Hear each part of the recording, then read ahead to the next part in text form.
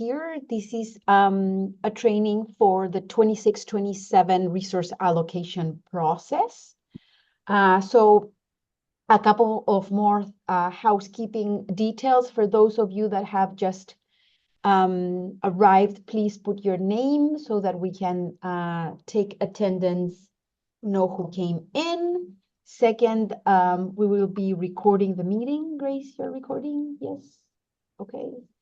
We will be recording the meeting. So for anybody that you want to either share the training, we'll provide the slides as well as the recording afterwards. Another piece of housekeeping, please keep your questions for the end.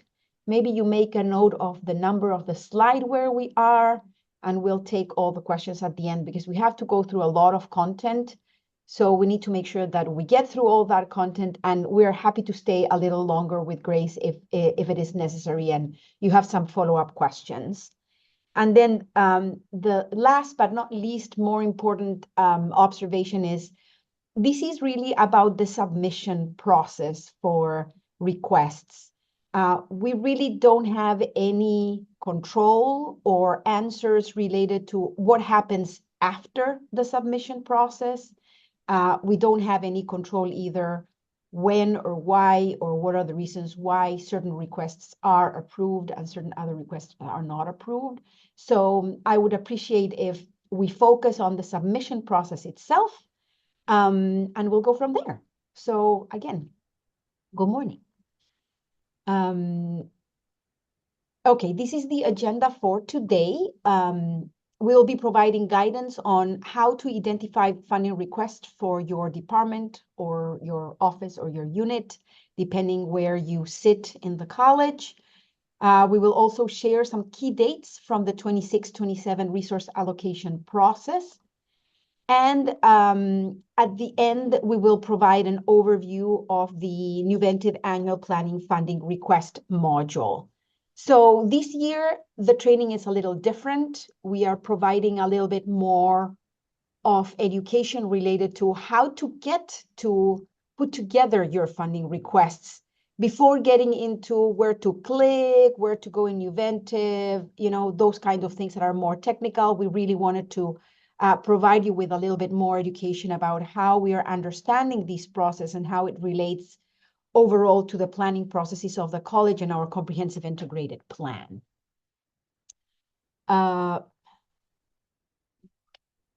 So I lost you guys. Here we go. Okay, so let's talk a little bit about the steps to identify funding requests for your department. So the first thing that we are encouraging you to do is to go back to your program review. That's where everything should start when you are developing budget requests or funding requests for your year, for the next academic year. Why? Because program reviews are our midterm plans, right? So in order for us to be able to meet the goals that we set up in our program reviews, we need to be doing something every year so that we move and we make progress towards those goals. And in all the program reviews, we talk about resources and we talk about the resources that we need. So it is very important that you go back to your program review and you determine and you check back. If you haven't seen your program review for a while, you check back what are your goals and where you're going with your department or your office.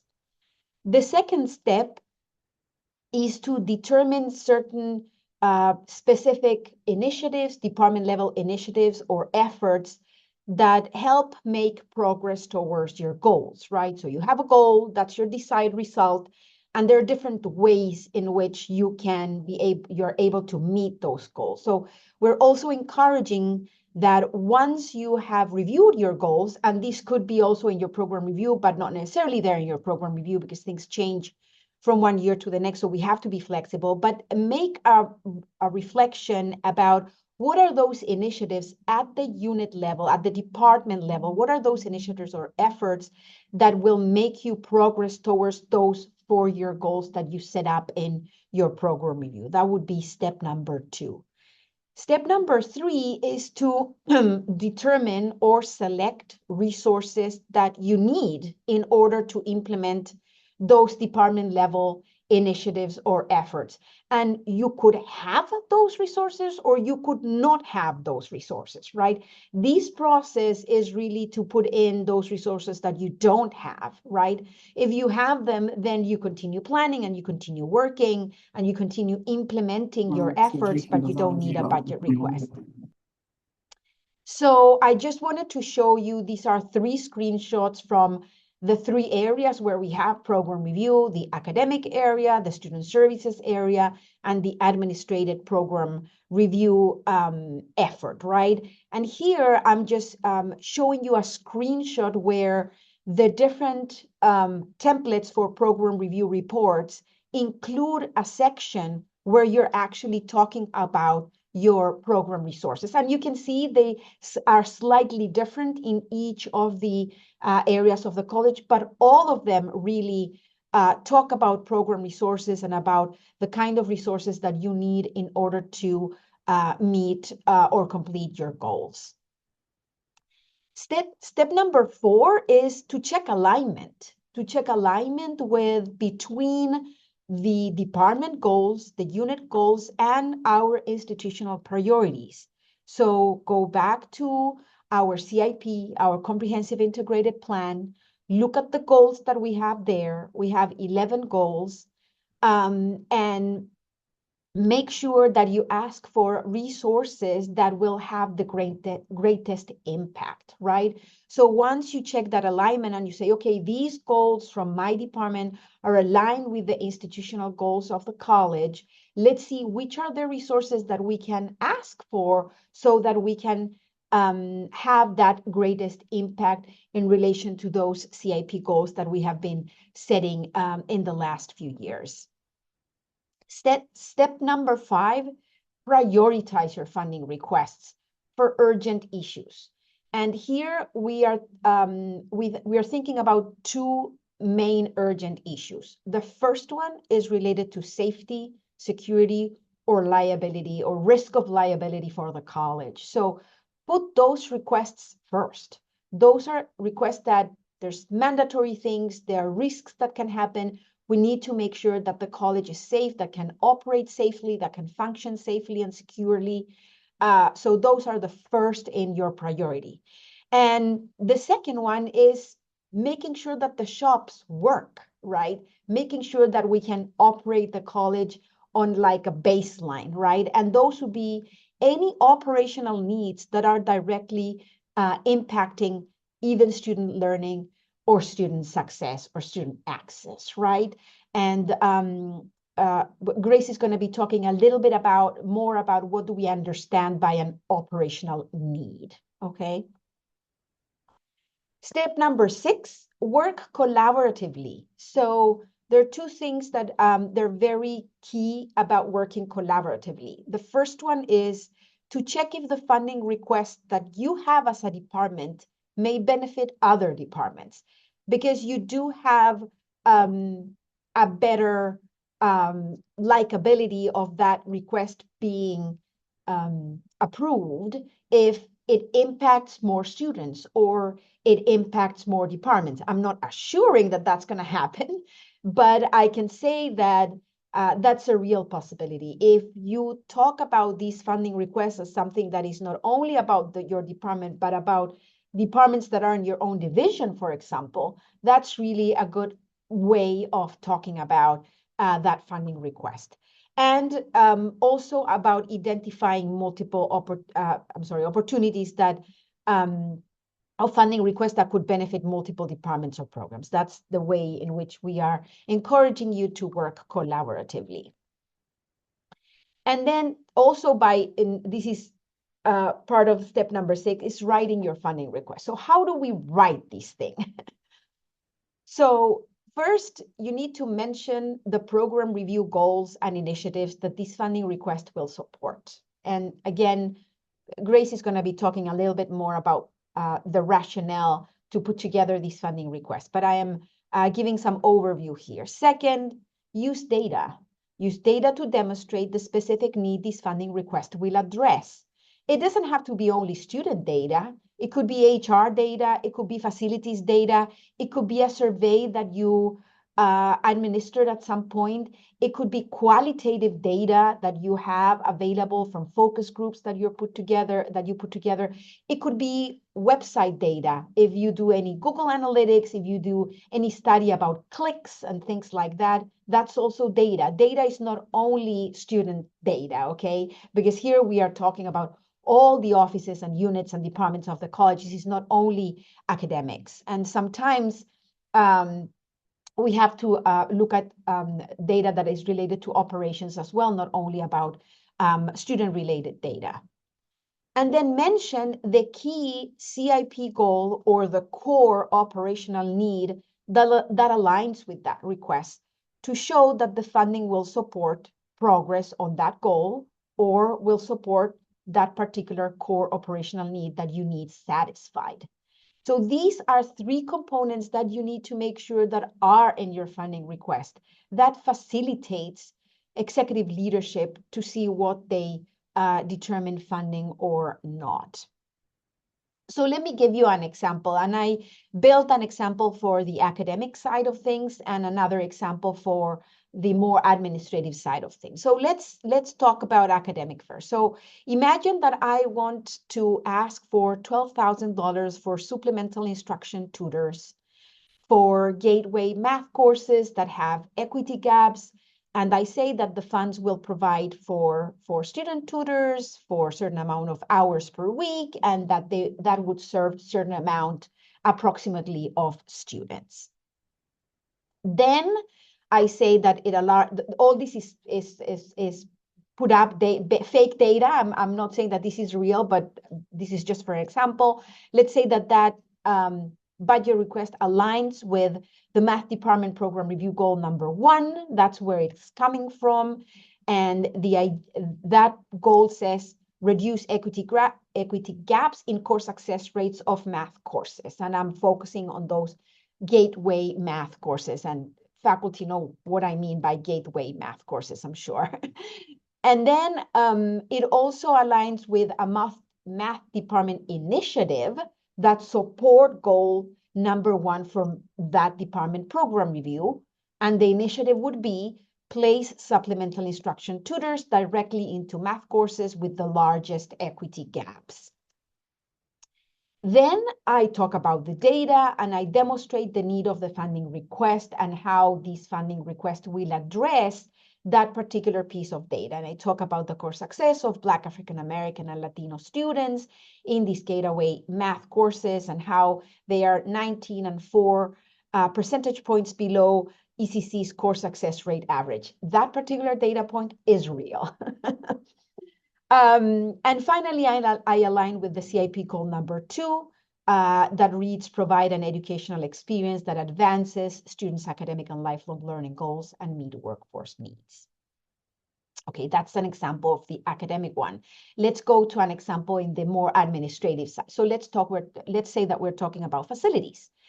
And facilities decides that they need to ask for $8,500 to replace outdated lighting fixtures in the industry and technology building. Again, this is fake data. I'm not saying that that building needs a replacement.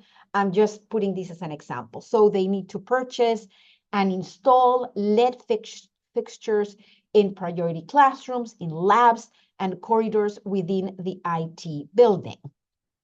This would align with goal number 1 of the facilities program review that reads, improve energy efficiency and reduce utility costs in instructional facilities.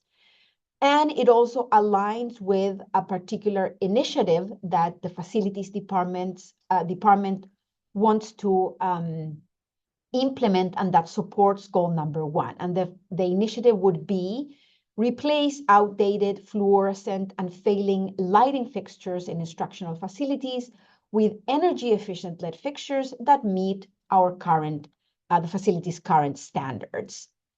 And here the data piece, energy consumption data to demonstrate the need of the funding request will address, For example, that the IT building is using 22% more electricity than comparable campus facilities. And then in this case, we're not aligning with a goal in the CIP because this is a more operational request. So we align with an operational need that directly impacts student learning and success because it will reduce the annual maintenance cost by $1,200 approximately and will support essential college operations, which is having classes for our students with good lighting.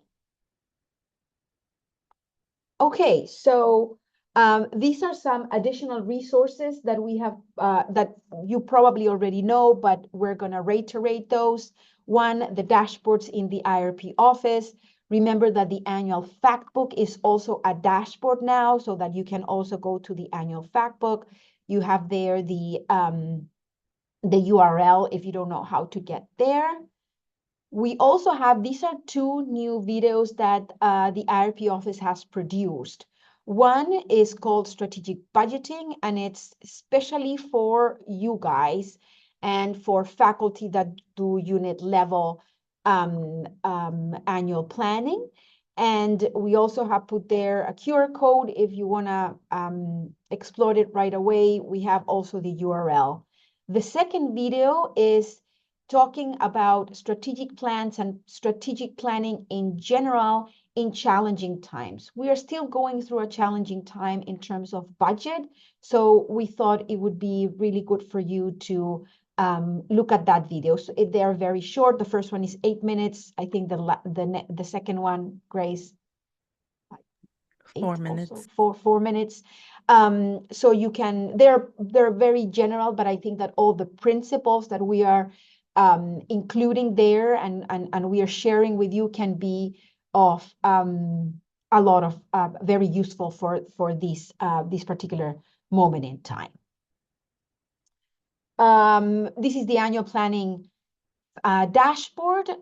We built this dashboard some years ago. It gives you mainly the leading indicators, or those indicators where we can actually make an impact before our students leave the college. So you can look at these. There are filters for division, for program, for race, ethnicity, and for gender. You have really good information here. You can go up to the level of the program. So this should be also, at least in the student side of the data, should be really useful as well. Grace? Sure. Thank you, Viviana. Okay. So when is all this due? Before we get into kind of the details of this, some key dates. So Viviana, the next slide. Today, December 5th, is when we're having a training, is when we kick off the process. So after this meeting, you can go into Nuventive and start entering your funding requests there. But of course, Nuventive is just a way of communicating your funding requests. As Viviana said, it's the conversations, the collaborative conversations that you would have within your departments that should happen before you sit down in front of Nuventive and start typing. So by March 20th is when all the funding requests need to be in Nuventive. So if you are representing a department, talk to your colleagues and enter in your funding request by March 20th in Nuventive. After that, the deans will review all the requests throughout the entire division. So deans will have until April 17th to do that. They will rank and prioritize the funding requests for the entire division, and the divisional requests, divisional priorities are due in Nuventive by April 17th. Then by May 8th, those funding requests will be reviewed by the VPs, and the top 5 requests from each area will move on to the process. So that's kind of the high-level timeline of this. So you still have some time for the rest of this semester and the beginning of next semester by March 20th to do what you need to do in Nuventive. So Viviana, let me share my screen. Oh, I'm sorry. Yes. Yeah. Sorry about that. Go ahead. So hold on, let me advance a little bit.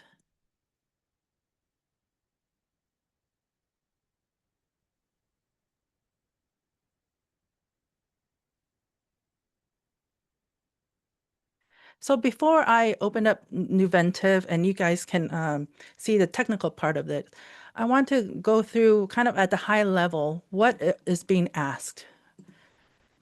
So these are all the major fields that are being asked in Nuventive. So annual planning year. And again, we plan 1 year ahead. So this year we are focusing on the funding requests for 26-27. So annual planning year. Is it what type of request? And all these definitions are in Nuventive. I'll show you where to access those definitions. The type of request, is it a one-time request, or once becomes approved, is it an ongoing funding request? The type of funding category, is it staffing, is it equipment, is it technology, et cetera? And I'll go through a little bit of these fields in a little bit more detail. The funding request description, the rationale for the funding request, and does this request directly address a critical risk? And that speaks to what Viviana just highlighted. Yes or no? Does it address a critical risk? And was this mentioned in your previous program review? Yes or no? And of course, the amount requested. We're not asking for a range, or if you don't know, that makes the review process a little bit more difficult, but the amount requested needs to be a single number. A little bit of commentary or tips about the funding request description. This is the name of the funding request. It needs to be a unique and short and distinctive description of the funding request for discussion purposes. So if I'm sitting across the table and I'm looking at a long list of funding requests, what is the title of that request so we can make sure we are on the same page and discussing the same request? This is not paragraphs or several sentences. This is not where you put the rationale. It's a short description that is distinct for discussion purposes. Second, the rationale of the funding request. And this is just my own personal observations from having read every single funding request, hundreds and hundreds of them throughout the last 5 years. The funding requests are reviewed by an internal audience. So your funding request rationale is read by your deans, your VPs, El Camino governance committees like the planning and budget committees. This is not an external grant application. So it needs to be structured a little bit differently because it's an internal audience. So for simplicity, there's no need to provide background or information. That's common knowledge for your deans and your VPs. We don't need the history of El Camino or the year that your program was established. We don't need to spell out common acronyms, and hopefully everybody knows what IRP stands for. So just make it short and sweet. We don't need you to paste an entire mission, vision, and value statement for El Camino, and that has actually happened, and that's why I'm mentioning it here. So in the most important part, the first few sentences of your rationale, what do you want people to know of why this funding request is necessary? I've seen a lot of funding requests where they spent pages and pages on background information, and what they're actually asking for is the very, very last sentence of the rationale. I guess we can't assume that every single request and its rationale will be read in its entirety. So the very most important pieces of your rationale, please put that towards the top. Some sample information from my perspective that might be helpful for you is how does that funding request support the goals of the college or the vision or goals in the program, as Viviana said. So if that's a critical piece for consideration, make sure you put that towards the top and not hidden somewhere towards the bottom. Why is it critical to receive this funding request this year versus next year? So it might be great, but maybe it's not as urgent as this other request. So if it's something that's very, very critical for this year, it can't wait, let us know about that and why. Are there alternative solutions that you've been trying so far to meet that need, but it's not working, and your funding request needs a little bit more attention this year versus subsequent years? So that's just, if that's something important, make sure you describe that in a rationale somewhere closer to the top so people can actually know that critical piece of information. And what happens if the funding request is not approved this year? How will the lack of funding impact these critical pieces? Will it impact enrollment? Will it impact activities or initiatives that are already in process, but because if we can't get this funding request, everything needs to come to a halt? or does it impact student experience directly, right? So those are the key pieces that, in discussion purposes, as your deans and the VPs are looking at all the funding requests and trying to determine what is the most urgent, or trying to select the highest priority funding requests, because everything is important, but we need to make some critical choices if budgets are limited. And these pieces of information might help facilitate that conversation. And as Viviana said, if you're including data, don't just cut and paste an entire table or entire dashboard, but tell us why that data is important. Why are you including that piece of data? How does that data demonstrate the importance of this funding request? And lastly, spell check, because every year I have to go and fix a whole lot of typos. So please focus on kind of reading through what you wrote, and that will help facilitate the process a whole lot. And funding requests can, as Viviana said, have serve two purposes. The first one is a strategic purpose. So these are the institutional goals. So funding requests can support one of these 11 institutional goals. So as you're looking at how this funding request should be explained, does it support one of these institutional goals? Or maybe it's just a core operational need. So it is a funding request that is a direct replacement, not an upgrade or a new addition of something that's broken or is failing and is essential for operations, you need it for instruction, or it's a safety or risk or regulatory compliance. So these are just things that you need to do what you need to do. It may indirectly support one of the 11 strategic goals, but fundamentally, it's just something that you need to operate on a day-to-day basis. Right? And hopefully that simplifies the exercise a little bit, because some of the things, if it's kind of this $100 whiteboard, which we don't want you to spend time kind of thinking through which of the 11 strategic goals does it support, because it's just a core operational need that you need to function. Let me provide some examples, so maybe that'll help. And these are largely real examples that we've seen from previous years. So some requests for operational needs. If it's a routine replacement of your equipment that is broken, the chairs or the lab stools that are broken, the projectors, it's just beyond its useful life. It's not functioning anymore. That's just an operational need. It might support the student experience indirectly, but fundamentally, it's just for your core operations. Instructional equipment under 5,000, especially the small instructional equipment pieces, the whiteboards, the tools, the lab supplies, those, just put it under the operational needs. It might, again, support the 11 strategic goals indirectly, but fundamentally, it's just something you need for instruction, something you need to work on a day-to-day basis. And building repairs and maintenance. If there's rookie leaves or light bulbs that are not working, those is just something we need as a campus to operate at a core level. On the flip side, some requests that could support an institutional goal. So maybe retrofitting that classroom with new types of equipment or upgraded equipment will help you provide a more excellent academic learning experience. So that's goal number 2. So something that was an upgrade will support the goals, strategic goals, in a better way. Employee professional development conferences. That is an operational need, but also it supports goal number 9. Provide employees with a professional development process, prioritize employee well-being and professional development. Some departments maybe have proposed marketing or outreach resources to strengthen industry partnerships. So that could align, for example, to goal number 6, strengthen partnerships between classroom, marketplace, and the community.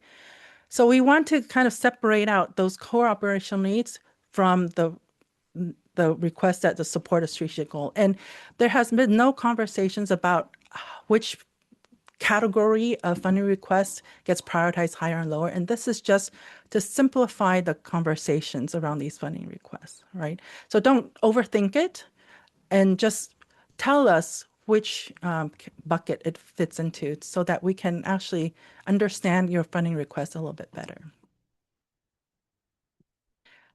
Some things that are not part of this process, so just a reminder, request to hire part-time or full-time faculty. There is a separate process for that piece. It's managed through the faculty prioritization process. So please don't put that in Nuventive. If you put it in Nuventive, it'll just get put into a parking lot because that really needs to belong in a separate process run by Academic Affairs and Academic Senate. If it's a request for more classroom space or a lab space, there's no dollar amount, but you just need more space. Contact your dean and maybe they have some ideas of how to put that in place, but that's not a funding request that needs to be in Nuventive. So hopefully that saves some of you some time if you don't put those funding requests in Nuventive. Proposal for a brand new building, millions and millions of dollars, a brand new building. There's already a facilities plan. And there is a process, a facility steering committee that looks at those needs. So if it is already managed by a separate entity, a separate process, we don't need that in Nuventive. And hopefully that kind of simplifies your work, but also simplifies the work of the reviewers of all these funding requests.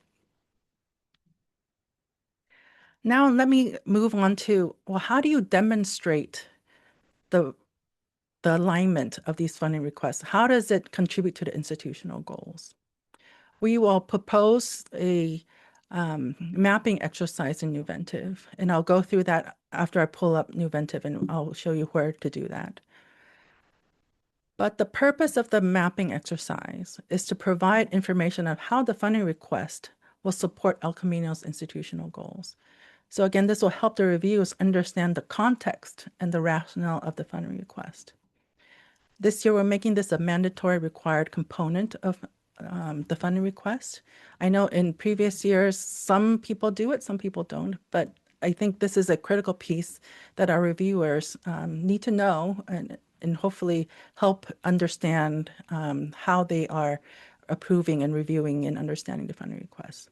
So again, the funding request could either support an institutional strategic goal directly or an operational need that makes achieving the goals possible. So maybe it indirectly supports a strategic goal, but at the fundamentally is a core operational need.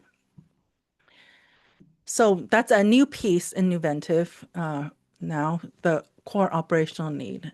If you go into Nuventive, you'll see the 11 goals already in there. But this year, we added core operational need as one of the options. So please only select one primary goal because we've seen where somebody is clicking on all 11. That really doesn't help the conversation. But really, what is the primary goal that this funding request contributes to? There could be multiple, but for discussion purposes, which one do you feel it most directly contributes to? So either one strategic goal, 1 through 11, or the core operational need category. Okay, so let me pull up Nuventive and we can show you that. So if you want to follow along, this is kind of your opportunity to log into Nuventive directly. Grace, you're still sharing your slides. I don't know if you want to stop sharing those. Yeah, and let me make sure everybody has the link. Perfect. And I don't know why it's not going here. Okay, so that's the link to Nuventive. So it's the same link that we use every year. If for some reason you forget where the link is, it's also on the IRP website. So if you go to the IRP website, it's under Annual Planning Program Review. So once you open up that link, it will take you through a login page, right? And here we use single sign-on. So type in your El Camino credentials, and if you want to continue being logged in and you don't want to enter in your credentials each time, click on the don't show this again checkbox at the end, and it'll automatically take you directly into Nuventive next time. So if you want to follow along, here's your opportunity to kind of play around with Nuventive itself. But what I would say, the form itself has not changed dramatically from the previous year. Again, I highlighted one key change that we've done this year is the operational need, core operational needs category. So if you've done this in previous years, you're comfortable with it, hopefully it looks familiar. Okay. So how do I submit a new funding request? Let me share with you kind of Nuventive. Okay.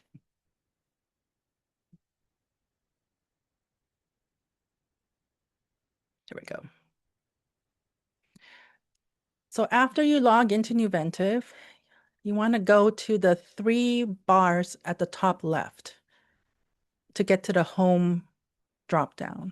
So go click on the 3 bars on the left, go to home, annual planning, and funding request form. Okay.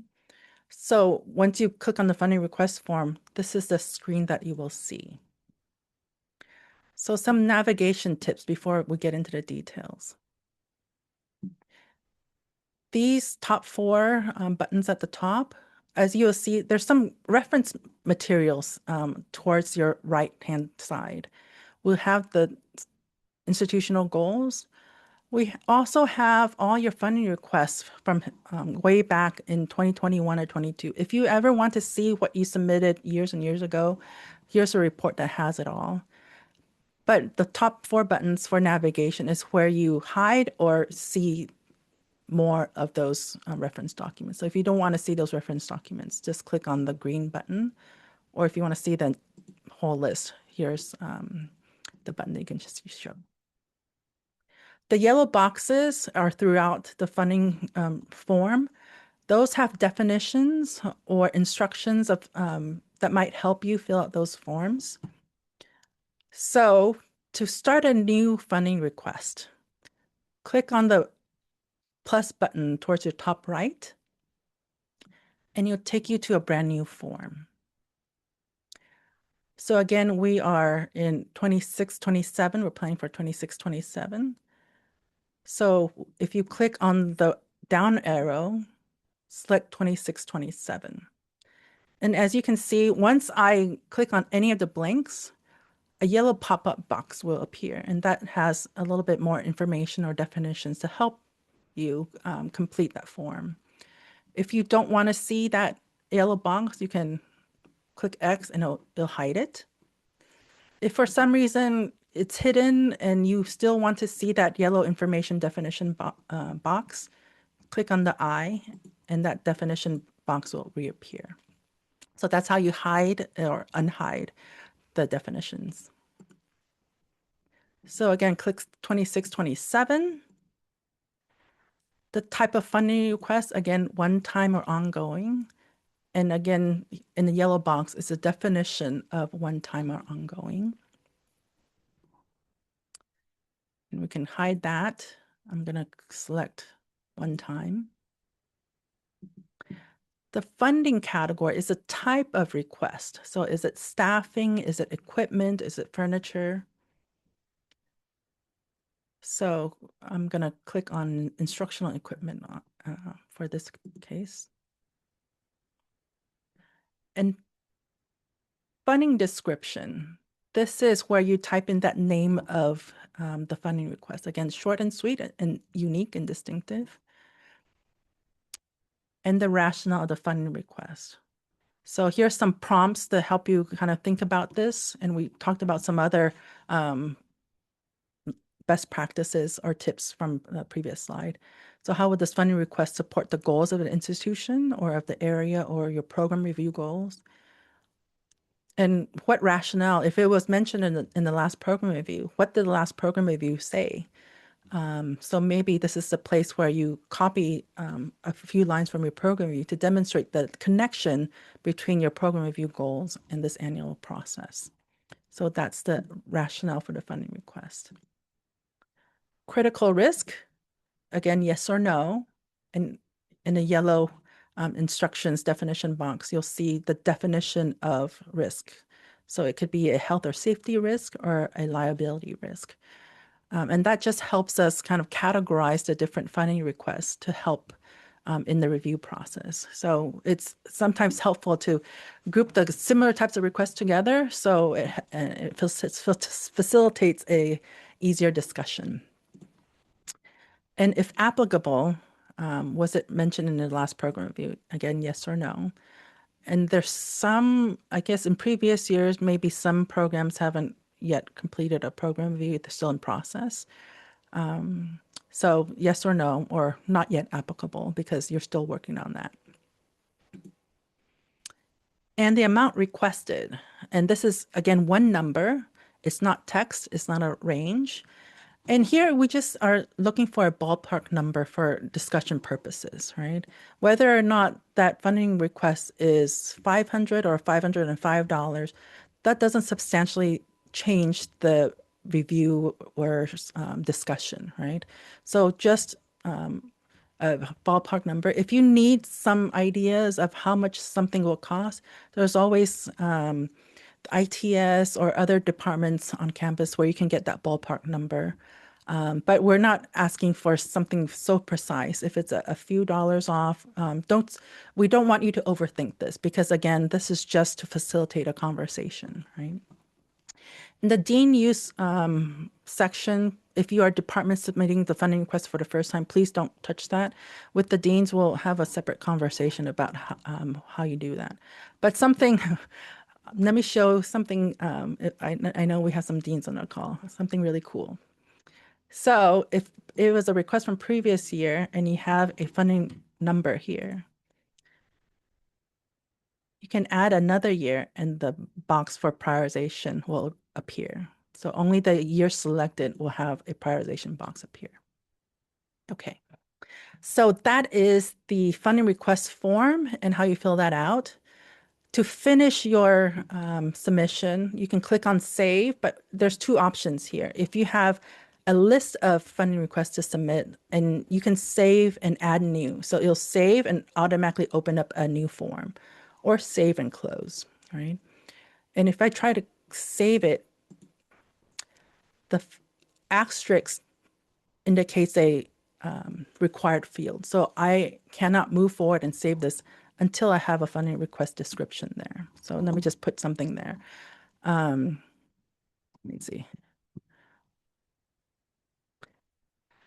But as I said before, this funding request description needs to be unique. So as I'm sitting across the table and discussing the long list of funding requests, it needs to be a distinct name so that I know which funding request we're talking about. So it can't be the same name for all of them, right? So it has to be something distinct and descriptive enough for conversation. So here, it's not letting me say because that name already exists, right? Okay. If it is a funding request that you submitted in previous years and it didn't get approved, but you want to resubmit it, right? And here's the short version of this. I just opened up a funding request form that was submitted in 25-26. If there's no substantial changes to that, I just click on 26-27. And if you click save, you're done because I'm resubmitting the exact same content for 26-27. And if there's some small tweaks you want to make to any of these fields, you can still make that and just click on save. So again, if a funding request from previous years is similar to the one that you want to submit this for 26-27, here's the shortcut version. You can just click on add another annual planning year and move quickly through that. Okay. A new function this year that wasn't available previous years is the ability to copy a funding request form in its entirety. And if you click on the three buttons on the right, you will see a copy function, right? So there's two copy functions here. The first one just says copy, and that's if you want to copy the funding request form that I just selected to the exact same department. So within the department, click on copy and it'll create a exact same copy of that funding request that I selected. Copy to other units should be the exception, shouldn't be used very frequently. It's only available if you have access to multiple departments. So if you are a dean, you can copy from one department to another department or copy from the department to the division. So that function wasn't available in previous years, but that's a new function that's available this year. So if I click on copy, it'll ask me, which tabs do I want to copy? So if you look at the funding request, there's two tabs here. One is just basic information about the funding request, and one is the mapping of goals. And we'll go through mapping of goals a little bit later. But if I'm copying, do I want to copy just the basic information or the mapping of goals that I submitted previous years? So I can select required mapping of goals. And I can either copy, but also make some edits before I save, or copy exactly as is and close it, right? And again, this is a function that's available, but maybe you won't be accessing this function very often because either you're submitting a new request or making small tweaks to an existing request. The ability, the instances where you're copying the entire form to a brand new form shouldn't be all that frequent, but I just wanted to highlight that that function is available then. Okay. So going back to mapping of goals, we talked about carefully aligning your funding requests to institutional goals or a core operational need. And this is how you communicate that. So as a requirement for a funding request now, click on mapping to goals. And here you will see the list of 11 institutional goals and at the very top, core operational need. Okay. So how do you communicate that this funding request supports this goal or the core operational need? When you click on any of the boxes here, so for example, I click on goal number 2, it changed from what it was to a dark green now. So if it's dark green, that means it is linked. It is demonstrating that this funding request supports that goal. And then I can click on save, and in reports and for the reviewers and subsequent conversations, it will show that this funding request is linked and supports goal number 1. To unlink it, I just click the box again, or I click on core operational need and unclick it, right? And then you can save. For this example, I'm just going to select goal number 1 and save. So that's how you complete the entire cycle of submitting a funding request. Fill out all these blanks except for the section under Dean use only. Then part 2, click on mapping of goals and tell us which goal it supports. Okay. And just to highlight, there's also a funding request mapping section under the home menu. This is where you want to see all of your funding requests and how each of them link. So if you want to have a high-level view of all your funding requests, and here you can select just the ones for 26-27. For every single request that you submitted in the year selected, how does it support all 11 goals, right? So this is where you see all the funding requests. Jessica, I see your hand. Yeah, I was wondering what box do we put in where it relates to our program review? Okay. So if it supports a program review, that should be part of the rationale because that's part of the supporting evidence for why you need this funding request, right? So here's just a yes no box to say it was mentioned in the last program review, but what does it specifically say in that program review? And so that could be added to the rationale of your funding request. In our program review, it said this, And this funding request is necessary to achieve the goal of that program review. So what is that goal of the program review? Or if it was a resource that was already mentioned in a program review, you can say, well, when we did our program review and we did a comprehensive kind of brainstorming and reflection of what we need to accomplish over the next 3 years, this is a resource that was identified, and therefore we need to have this a part of the annual process because it's fundamentally necessary for our program review goals. So you can put that as part of the rationale of the funding request. Okay, and that's also where we would put data then. Yes. Okay, thank you. Any other questions? Okay, Renee? Yes, hi. My question is, are you asking us to indicate if any of these requests have been mentioned in previous program requests, because that's going to have an influence on the decision? Because one of the things that I have found over the years of doing this is that certain things get asked for year after year after year, but I don't know that I've seen the effects of how that can help us get it at some point. So is that why you keep asking us this? Because that's going to be considered? Because otherwise I'm not understanding why that's an important element to this report. So kind of a two-part answer to that question, and thank you for asking that. So if it's part of the program review, the program review fundamentally is a strategic plan, right? Because it's really a vision of what you want to accomplish in your program for the next 3 years or 4 years. So we want to link the funding request in this annual cycle to a broader vision, right? And that's where the program review comes into play. It's because we need this funding request this year because it'll help us accomplish our goals that are in our program review. But as part of the conversation and the prioritization process, especially in a situation where resources are constrained and there's not that, we have to make some hard choices, right?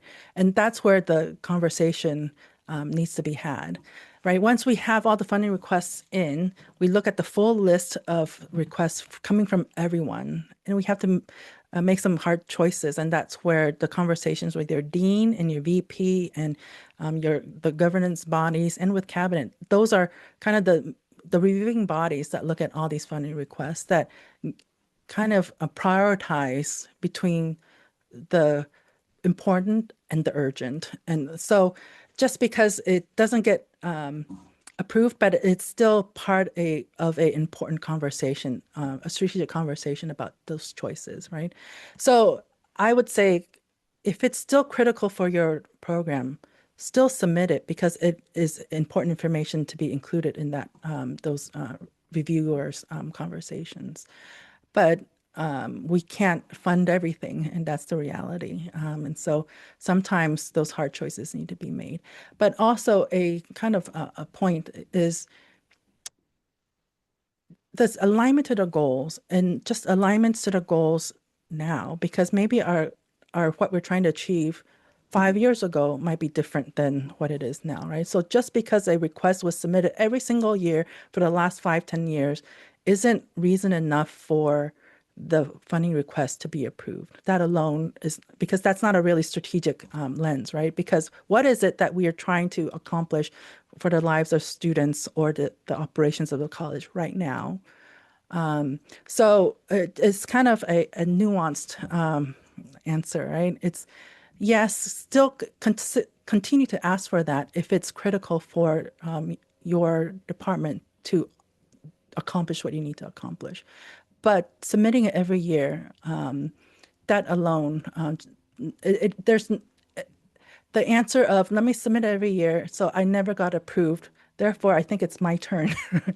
That's not a very strategic lens, and I've seen that in some of the funding requests, right?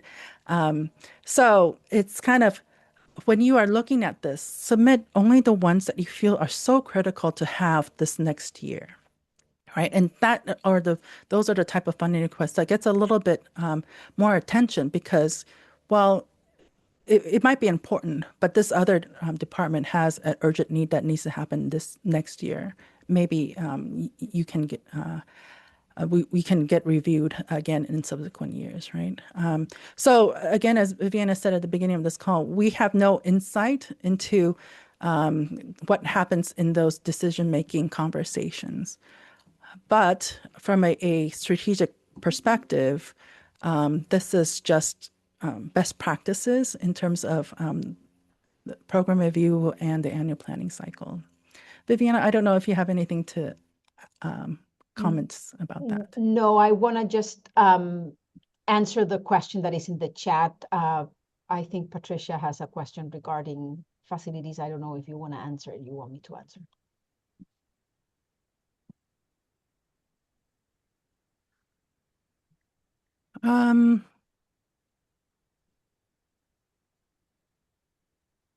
So again, as I said, the amount requested here is just for conversation purposes, right? Once it gets prioritized and before it gets kind of in everybody's budget in colleague, right? There is a kind of checks and balances to make sure, is that a realistic number? So I would try to estimate a little bit, but I don't know where to get specifically facilities labor. No, Maybe that's a fiscal question. I don't know, but it just, I wouldn't spend so much time getting down to the specific dollar amount because this is just for discussion purposes. I would, two suggestions. One, reach out to facilities. That's one way. Reach out to fiscal services. Sometimes they do have, even to purchasing. Rita McCollum, she's the purchasing person, the director. And the other thing is use AI. Just go to ChatGPT for free, ask, put the location where you are. I'm trying to, put together a quote for these materials in the context of Los Angeles County, et cetera, et cetera, et cetera. It'll give you something that you can use. As again, the accuracy of the amount at this point in time is not relevant. It'll give you a ballpark, and with that we can go from there. Definitely, I think that's totally doable. Any other question? We're losing people, but in any case, Jessica? Sorry, let me unmute. If there is a dire need for a repair that may potentially get done before the funding is approved, is that something we still need to submit, or do we just not submit it? Okay, so if you don't if you need it right now, and it's something that needs to happen right now, I will go to your manager and talk about it. So then you don't want us to do retro submissions, right? I mean, like, let's say it's so bad No. we need to get it done, and they get it done. We don't need to No, retro no, submit. because exactly, if it's already approved by whatever supervisor, it doesn't have to go through Nuventive. No. Yeah. So two things. We're planning for 26, 27. So if it's Yes. for funding that is for 25, 26, it doesn't need to go through this process. But also, if you are still unsure whether it will get approved or not for 26, 27, still put it in just in case it doesn't pan out the way you expect. And if it becomes approved, once it goes through the reviewing process with your dean or VP, and they know it's been approved already, they'll take it off of the list because it's already been funded, right? So again, if it's something that you already know it's going to be funded for 25, 26, that's not part of this process because it's for the next year. But So it wasn't something that was foreseen, it's unplanned. Does that mean that we have funds, like a rainy day fund for when unforeseen events happen that don't need to go through the whole approval process that Nuventive takes you through? No, I don't. Okay, so let me put it this way. I don't think we have an answer for that question. That's a question that probably it's over my pay level. I think that's a question for a VP or the executive cabinet.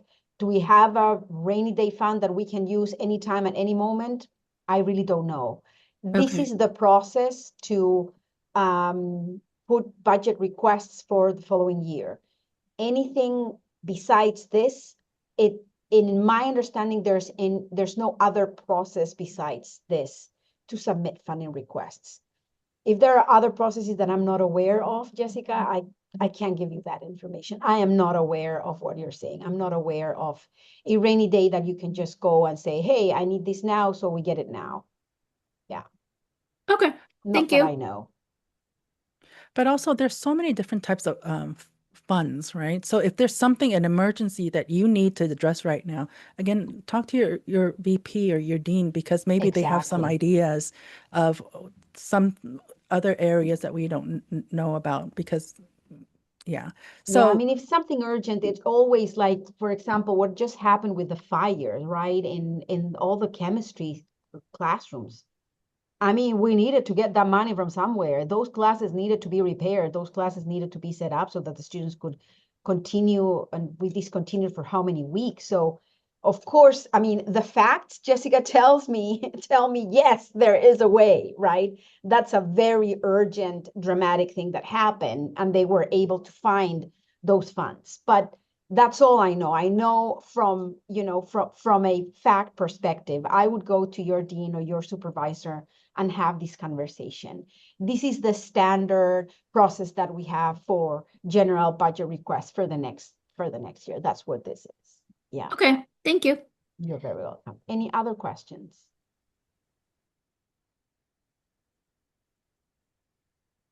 Okay, thank you so much, guys, for coming. The recording will be available if you want to share it. Have a great holiday if I don't see you. Bye-bye.